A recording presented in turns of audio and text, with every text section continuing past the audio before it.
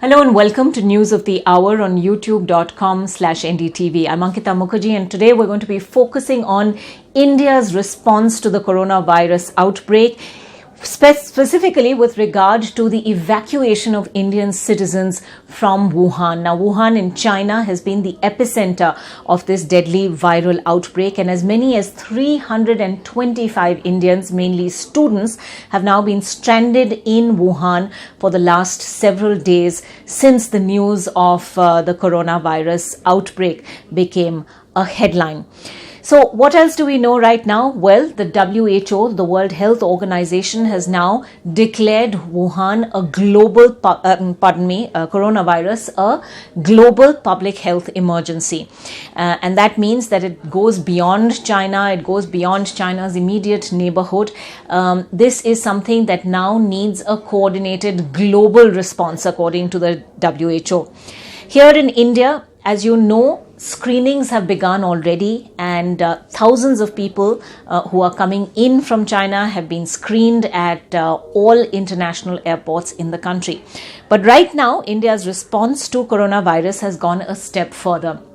What are we talking about? Well, today an Air India passenger jet is on its way to Wuhan as we speak at the time of this recording, and this is going to bring back the 325 Indians in Wuhan back to India. But after that, it's going to be a very complicated process. So, first of all, this plane itself is geared with specific medical equipment.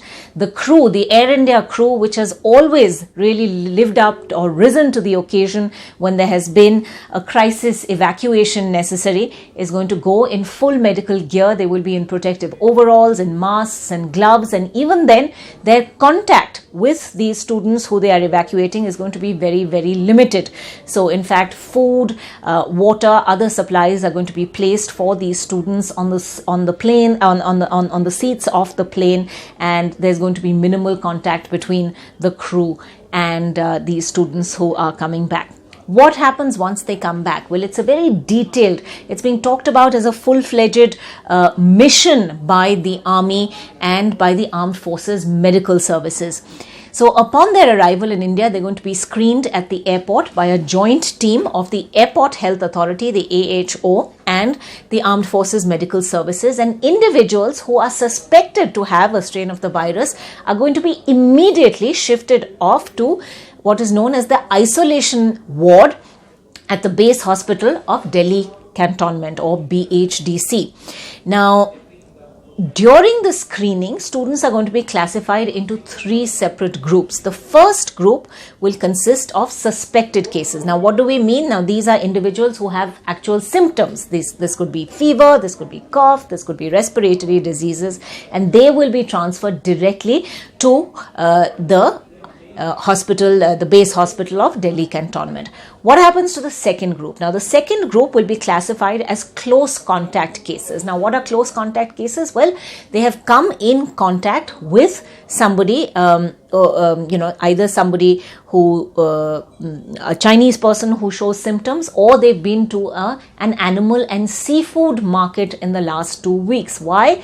Because, of course, the coronavirus is believed to have emerged from a seafood market. So these are close contact cases. Now, these individuals will be taken in an earmarked vehicle directly to this facility that has been set up just outside Delhi in the suburb of Manesar, and we'll tell you more about that facility in just a little while. The third group, or non-contact cases, now these are individuals who don't have any symptoms, who haven't had any contact with a possible carrier of the virus. Now they will be sent to the quarantine facility, and they will include those who don't fit into either of the two earlier groups, but they're also going to be closely monitored over 2 weeks.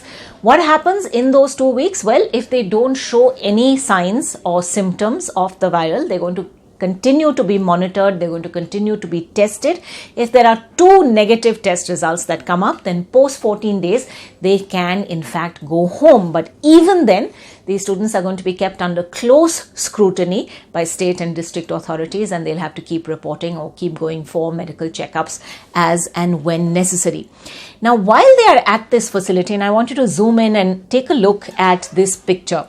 Now, this is the facility in Manesar, and you can see, it's a long line of beds that have been laid out over there. This is where these students, or these 325 Indians, are going to be kept. So, dormitory style barracks. There's also going to be an administrative area and a medical facility. Now, to prevent any further spreading of the coronavirus, this has been further divided into sectors, with each sector that's going to house 50 students only. So each of those barracks has now been divided into sub-barracks, and students and individuals in one sector will not be allowed to mingle with the students and individuals in the other barracks. So no civilian, no serving army personnel is going to be allowed inside. Doctors and nurses who are inside cannot leave, because they could become potential carriers now that the coronavirus is being spread directly from individual to individual. So unless it's an extreme emergency, all of these checks and balances are going to be in place. This isn't, by the way, the only facility either. The Indo-Tibetan Border Police has set up a similar facility in southwest Delhi for families that are returning from Wuhan. Now, that facility is also going to have 600 beds and is going to be under tight security. So an Air India Boeing 747 taking off around 2:30 p.m. on Friday afternoon. It's going to land in Wuhan, stay there for 2 or 3 hours or so, and then bring these 325 Indians back. And it's going to land here in Delhi around 2 a.m. Saturday. And that's going to be when all this special screening takes place. Now, over 200 people right now have died as part of this outbreak, and there are 2,000 suspected cases now, new cases in China. So this is not something that's going away anytime soon, and indeed all cautions, all requirements have to be carried out at this stage. Right now, one suspected case in Kerala that's also being monitored very, very closely indeed.